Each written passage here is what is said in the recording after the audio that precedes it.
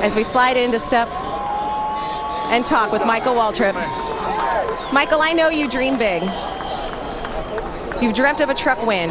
If you could have scripted it, would have ever been at Daytona in the 15, 10 years to the day.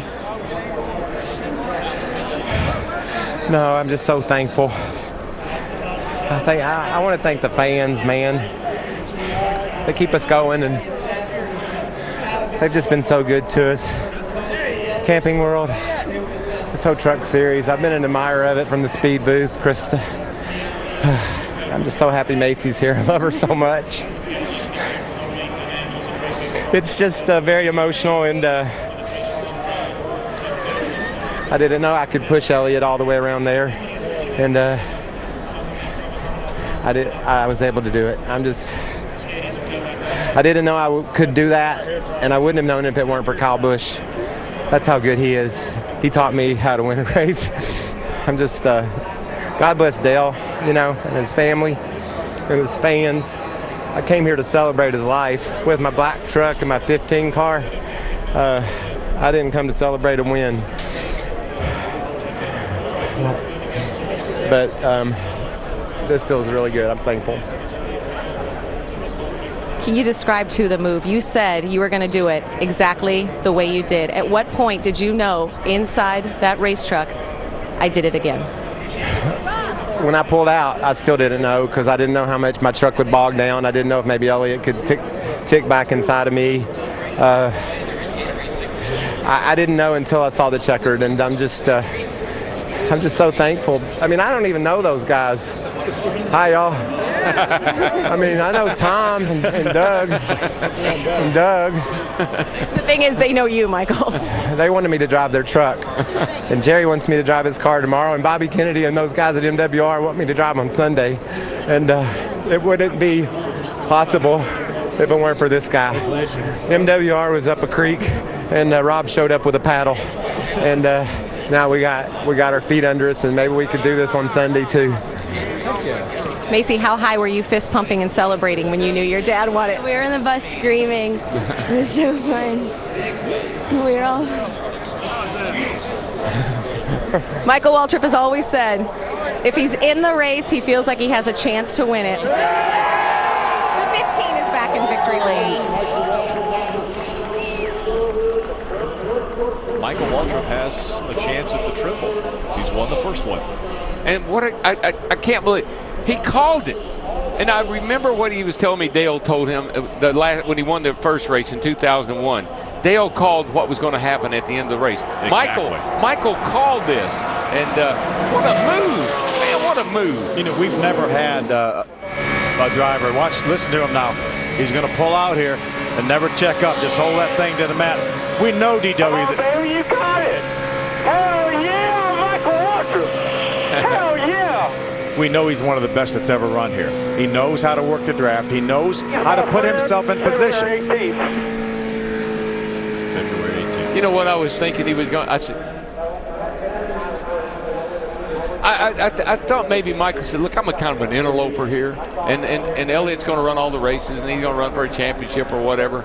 And Michael has such a big heart that he might have given that, not necessarily given it to him, but just made Elliott earn it. And so I was thinking Michael's just going to try to run second to Elliott. He likes old Elliott, they're good buddies, but I'll be darned, he had a move planned and he put it on. Tell you what, Darrell, it was 10 years ago that we heard you call your brother to his first Daytona 500 win, and take a listen.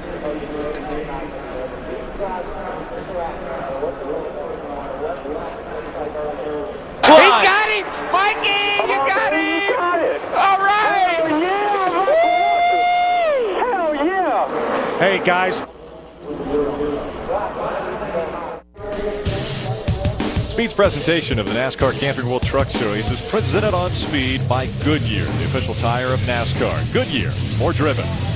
Brought to you in part by Camping World and the Good Sam RV Club. Everything for the RV lifestyle, including RVs, accessories, warranties, insurance, roadside assistance, and more.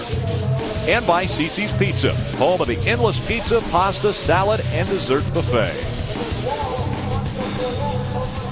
Let's go back trackside to Herbie Sadler. Well, Daytona's always full of a lot of exciting stories. Clay Rogers, a top 5 finish for you here. It's got to be a career night for you. It absolutely is, man. I mean, what a last lap that was. And, first of all, I got to thank Kyle for getting behind me there. And they said before the restart that he was going to push me.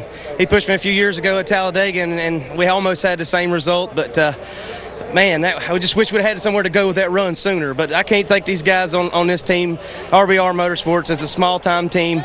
Come down here and finish third, first time out. People like Action Gator Tire Stores that are local in Florida come on the truck to help us out. Fleet HQ, Goodyear, BTS Tire and Wheel Distributors. And how about that pro motor, man? I mean, can't thank Mark Smith and his guys enough. That's what it's about here, and we were tuned up for qualifying, so we weren't a very good pusher. But if we got somebody behind us, we could rock and roll. And I guess maybe Kyle saw that at some point in the race, and he had some faith in us. And I just got to thank him, man. Unreal. Clay Rogers comes on with third place finish here at Daytona.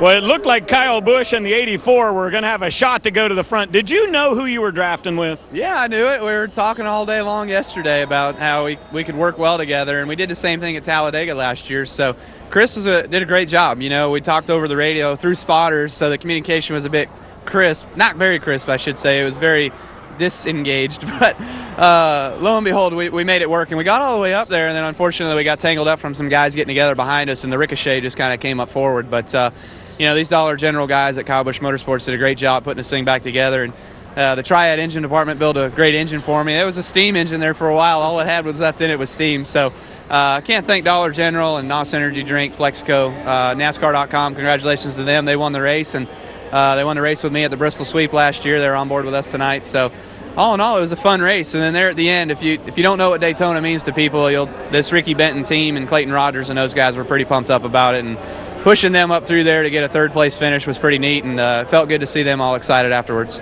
From the back to the front, Kyle Busch ends up with a good run tonight at Daytona.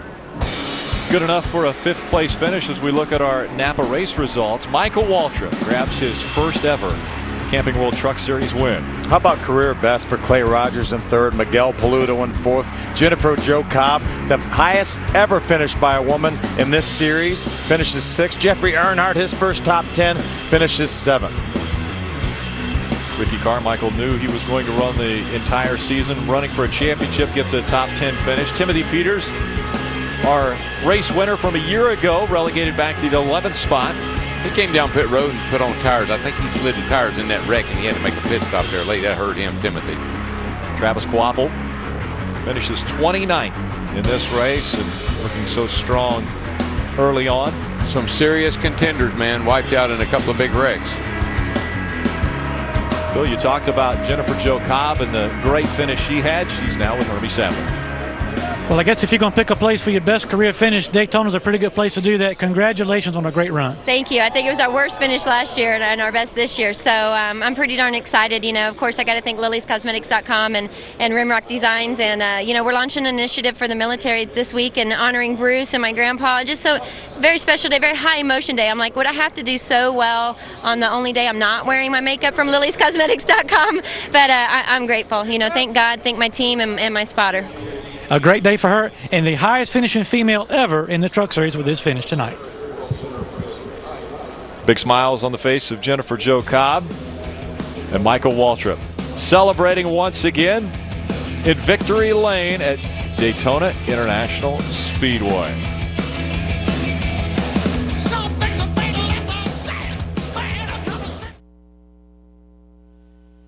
This copyrighted telecast may not be reproduced, retransmitted, or used in any form without the authorized written consent of NASCAR Broadcasting. NASCAR would like to thank all of our loyal fans for your continued support, and we hope you enjoyed today's broadcast. Coming up next, right here on Speed, it is The Day, remembering Dale Earnhardt. 10 years ago to the day, Michael Waltrip wins his first Daytona 500, and we lose Dale Earnhardt. Extremely instrumental in that show. Ty Norris giving Michael Waltrip a hug. At the time, Ty Norris, manager for Dale Earnhardt, Michael Waltrip, driver for Dale Earnhardt. We want to take a look at our AT&T call of the race, and it would have to be Michael Waltrip making the call exactly how he was going to win this race.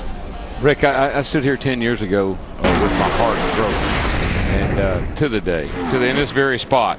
And tonight I just stand here and watch my brother do what he can do at Daytona better than anybody I know of. That set somebody up and win a race. It's really just amazing because that's exactly what he said he was going to do. We talked to him just before that restart. That's exactly what he said he was going to do. We really questioned whether he should have done it that way. I did. I'm so proud of him. And folks, I know you have no idea what this victory means to that young man. This is a big night for him. It's a big win for him, and I'm so happy and proud of him. And way to go, Mikey. Really, everyone in this sport. I think this has been amazing the way this night ended up. It was 10 years ago to the day, February 18th, and we lose Dale Earnhardt, and we see Michael Waltrip in victory lane. But the whole weekend, you know, with Junior winning the pole, now I know he's not going to start from the pole, but Junior winning the pole and him down here with some bounce in his step. Michael comes down with these tribute cars with the 15 and the Napa and the whole deal. It's storybook. It's just storybook, and I'm glad I'm here to watch it. And I wouldn't rule him out winning that Daytona 500 coming this Sunday. He finished third in his qualifying race, and so he's got a great starting position. And I say this all the time, and people beat me up because it's my brother. There is no better restrictor plate racer that I have ever seen. Ever since he came to these restrictor plate tracks, he's been able to get it done. He's entered in 3 races this weekend. He's won the first. He's got 2 more chances to make it 3 wins at Daytona. Well, also to kind of almost put a period on this story, Jeffrey Earnhardt, grandson to Dale Earnhardt, had a phenomenal finish here at Daytona. He's with Hermie. Jeffrey Earnhardt, 7th place finish here at Daytona. It looked like there when that last restart, little Earnhardt's going to get up there and have some fun. I know you had a lot of fun tonight. Yeah, you know, we had a good run tonight. I got to thank my sponsors first because, they made this possible. Fuel Doctor came on and gave me the opportunity to have a full season this year, and I can't be thankful enough for that. And, Rick Ware for putting me in his trucks. And, there for a second, I didn't think we were going to make it to the end. We got involved in that big wreck. I don't know how we made it through the way we did. The right front barely made it to the end of the race. But, these guys just did a great job tonight. And, I wanted to jump up there and, go with the guys on the top, but, everybody in the garage today just kept telling me stay on the bottom, stay on the yellow line, and, run laps, make it to the end. And, that was our goal. We definitely didn't come in here expecting to finish here, but, we did because we ran a clean race and, kept our heads up and didn't get down on anything that happened. So hats off to all my crew guys and all my sponsors, Fast Wax, all those guys. They just, I wouldn't be here without them, and I'm just thrilled to be here. Jeffrey Earnhardt, 7th place finish at Daytona. His truck looks like he's been at Martinsville. And a lot of trucks look like they have been at a short track. It ended up where we only had 5 trucks that didn't have damage, and then one of those about lost his spoiler at the end of the race. I'm going to tell you, we said stick around. When they were single file running around, I said stick around, folks, because you ain't seen nothing yet. How about next week we go to Phoenix, right back-to-back here Friday, 7:30 Eastern. Lucas Oil 150 will be the next stop for the Camping World Truck Series.